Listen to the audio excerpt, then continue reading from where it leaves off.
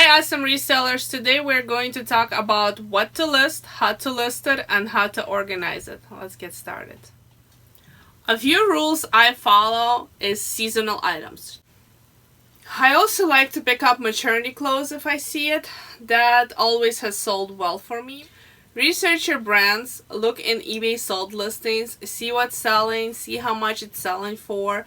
Brands are important. Brands are not everything. Also keep an eye on style.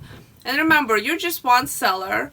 Your account is new. You're somewhere down the line with as far as Cassini is concerned. So you need to stand out somehow.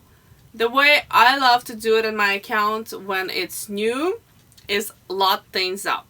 If you take one top that is branded and then you take 2 or 3 more tops that kind of go in the same style as that branded top but they're non-branded, you can put all that together as long as they're the same size.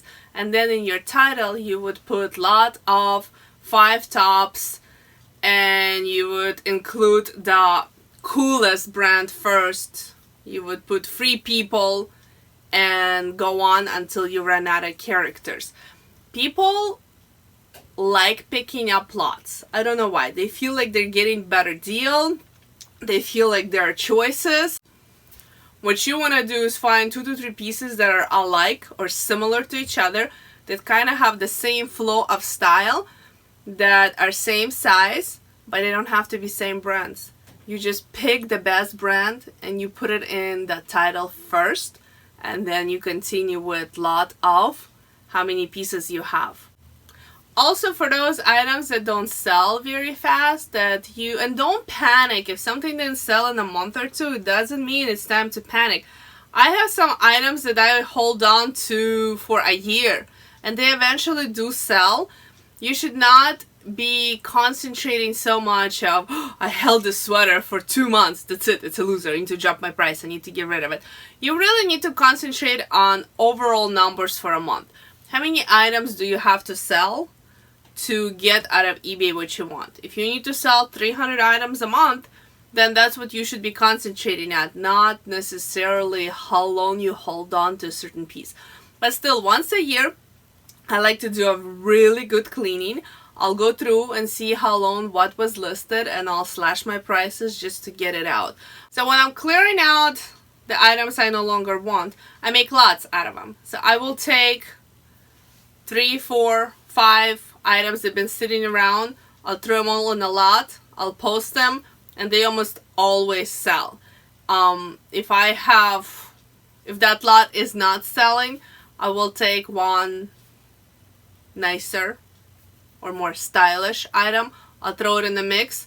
I'll include a picture of everything kind of laid out nicely, folded maybe sideways, and the main gallery photo. And then the first picture after that will be always your nicest item, and then you'll go and progress, because you want the buyer to see the first thing they see they fell in love with, and then as they keep on looking at the rest of the pictures what's in your lot, they can still keep thinking, oh, but that one item was so good, oh, and this one's not bad. And before they get to the end, they already made up your mind. It doesn't even matter what you put afterwards. So when you're thrifting, think of what you can lot together, because that will make you stand out against a bunch of other sellers who are selling the same thing and they're asking the same amount for 1 piece as you're asking for 2 or 3 pieces. Especially if you're shopping at the bins, that is kind of fairly easy to do. And if you're shopping even those half off, 75% off sales at thrift stores, your items don't come out to be that much and you can afford to put a couple of them in the lot and still charge pretty much the same, maybe a little over of what you would have been charging for one item. I like to stick to items between $19.99 and $39.99. I kind of don't go above that. Items in that price point sell the most. Those are your bread and butter items when it comes to clothing. So when you're thrifting, think of what is in season and you can sell right now. Look at styles and look at brands. I feel like they're almost equally as important and keep in mind what can be loaded together. If you picked up a really good top and it's a winter top, think if that top has a friend somewhere on that rack and you can pair it up with a friend, you can put it in a lot and you can list it like that.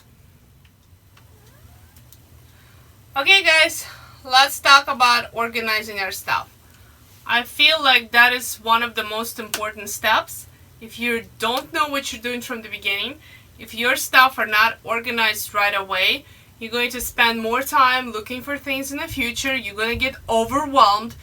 You're going to start thinking that your life is getting out of control.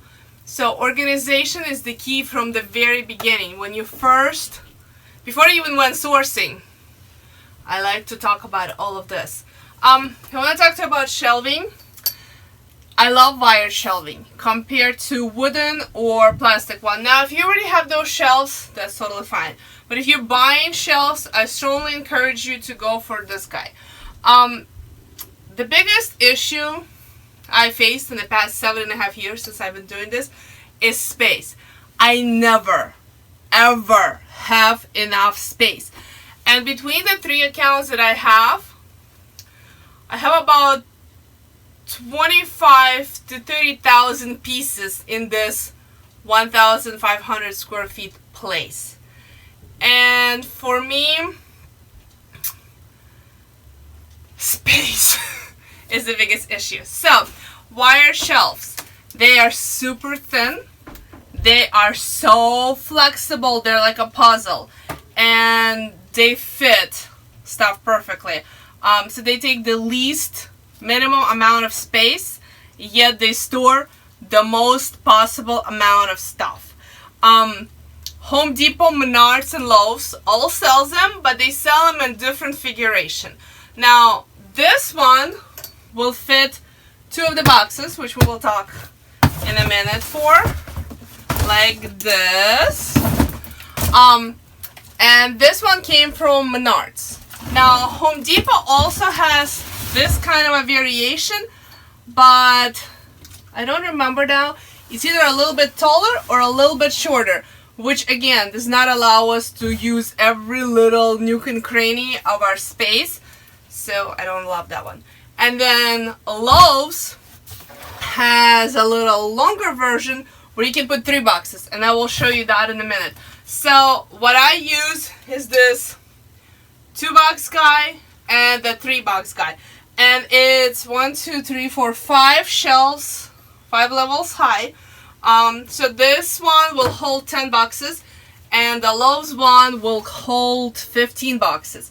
Now, the cool stuff about it, so this guy, I want to say he was $49.99, because and I have not bought them for a while, because in the beginning I went through metal, plastic, homemade, industrial, you name it, I had it.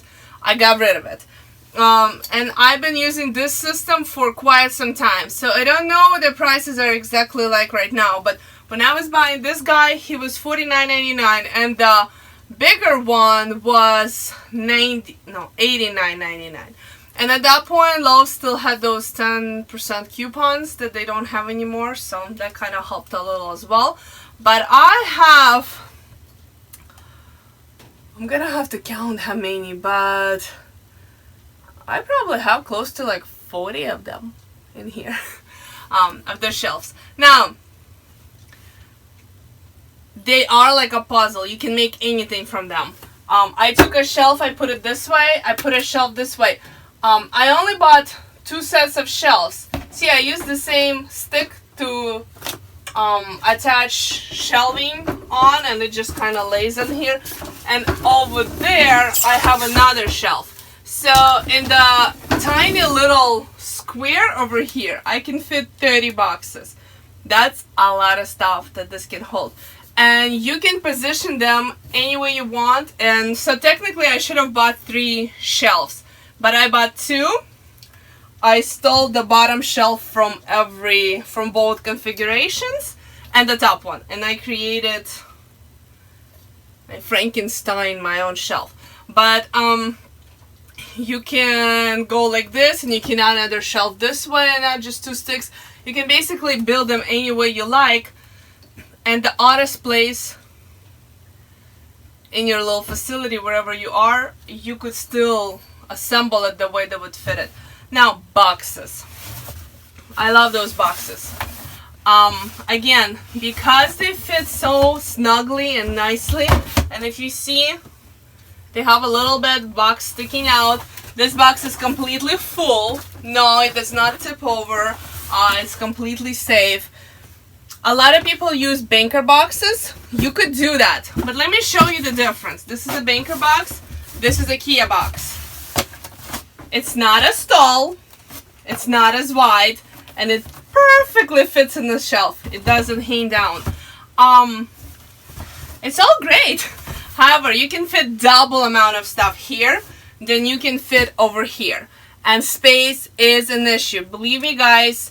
No matter how big you are, if you're a small seller, you're still better off sticking to one shelf than having 3 of them. If you're a huge seller, then you definitely, the more you can fit, the better. So I'm not big on banker boxes. Now, if you have them, use them, but I'm just showing you what I do and what works best for me. Now, IKEA has those boxes. This is what they look like. They come in a pack of 2, and they have 2 lids. For the name of it, and it doesn't really have it on here. Oh, it does, duh. Right over here. The size of them are 22 by 14 by 14. Now, plastic bins. I have not found the perfect size of plastic bin. If you know a perfect size of a plastic bin that will go here, please message me, leave me a comment, find me on Instagram, Facebook. Let me know. I'm really looking for them. Because those, and again, I had this box for 7 years. Is it beat up? Yeah, but I reinforced, like the handles break, I reinforced that with tape. You know, I reinforced the bottom. Some are obviously more beat up than others, but they're still very, very functional. They're still great boxes. They fit 2 per shelf. They come the sheet of 4 with little labels, so you can label your boxes. They're very, very convenient. I would not be able to survive without them. So basically, the way I list, I take a box, I name him box number 1. That's what would go on a sticker. I go and I list until the box is full. So I listed the item, I put it in a box. I listed the item, I put it in a box. No, I don't use any baggies, any tags, anything like that. I like to simplify my process. I always try to simplify and not spend any time extra on stuff I don't want to do. I don't have to do, I should say. I can list a couple hundred items a day in addition to everything else I have to do. So for me, you know, to have extra steps are just, I feel like they're unnecessary and they make me less productive, so I don't do it. In this box, I could fit, you know, 50 to 80 items, depends what it is. If it's bras, obviously, or swimwear, there will be more. If it's tops, there will be a little less. If it's dresses, it's going to be even a little less. But even with dresses, I mean, probably 45 to 50 would go in here. So when item sells, in my description, I will put stock number 001. And I know that it lives in a box number 1. And box number 10 will be 0010. And so on. So when the item's sold, I'll go see where it lives.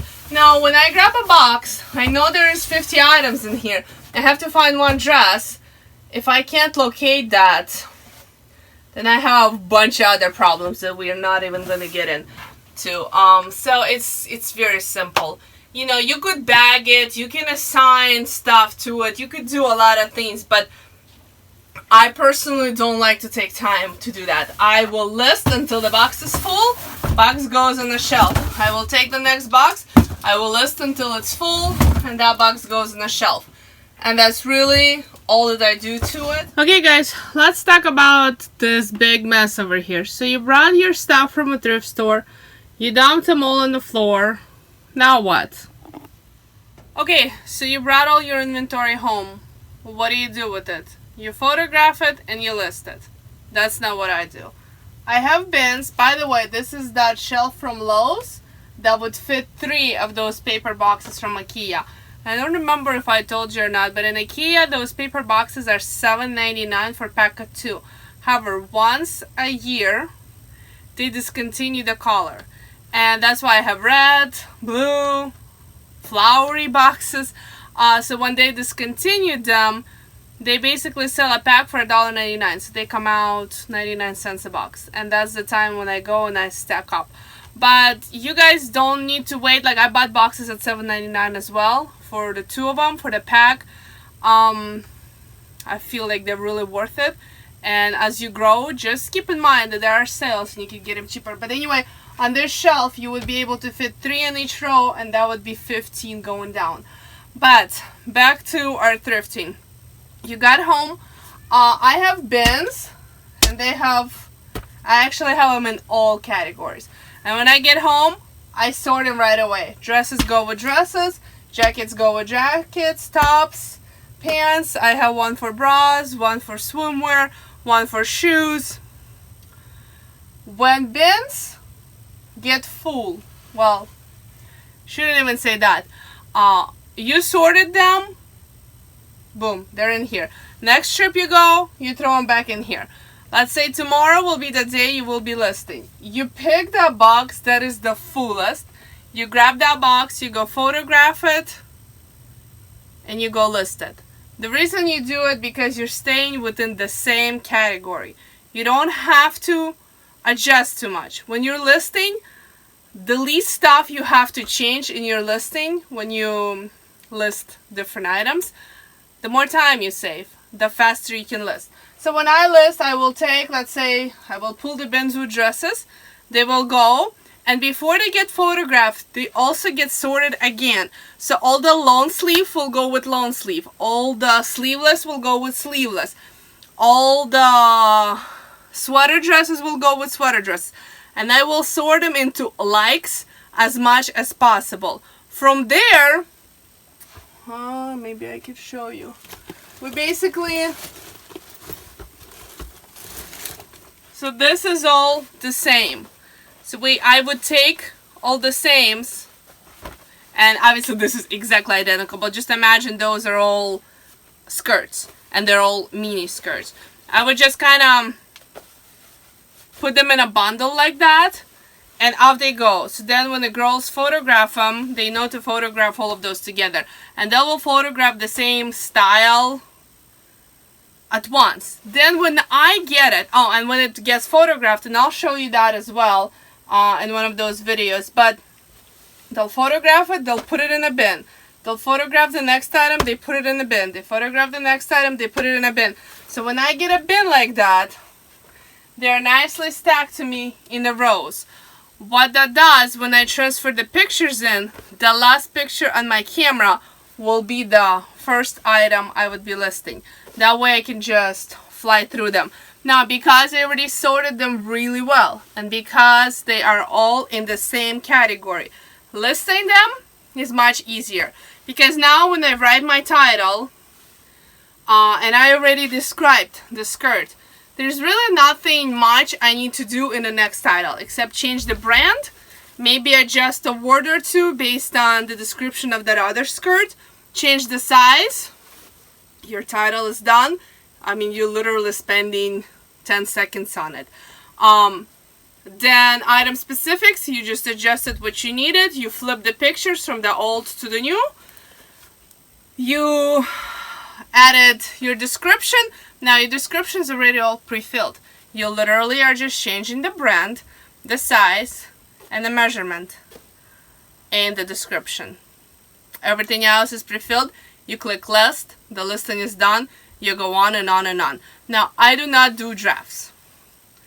I know there's a lot of you out there who do drafts. I don't even know why you do drafts. Somebody explained that to me. I do not do drafts. I feel like if I took the time to make the listing, might as well list it, get it up, it's online. Tomorrow I will worry about tomorrow, and I will push myself to do new listings. So I don't draft anything. Once I got an item, once it went through the system, you know, the mess on the floor goes in the bin. Then I listed a bin at a time. It cuts down my listing time to pretty much nothing. I streamlined it so well for me. If I were to list from morning, let's say from 8 o'clock until about 7 p.m., I have done over 500, like 500 to 600 listings, because I do it as a conveyor. I don't have to change categories. I know that if I'm working with dresses, it's going to be dresses for the next 2 hours because that's all I'm going to be listing. My pictures are already done, so all I have to do is flip them over, just tweak the titles to fit the next item, and off I go, off I go, off I go. So that's how I process stuff before they get listed. Okay, that is it. Let's get to work. Let's get listing. If you use any other way to store your items, please do share. Leave a comment if you want me to go a little more in detail on how I store and how I keep my inventory. I could make a video where I take you from the beginning when the pallet gets here and how it gets processed, and all the way to listed, stored, shipped. That could be done as well if somebody's interested in that. Other than that, you guys have a fantastic the rest of the week. Don't be lazy. List, list, list. And I will see you later. Bye.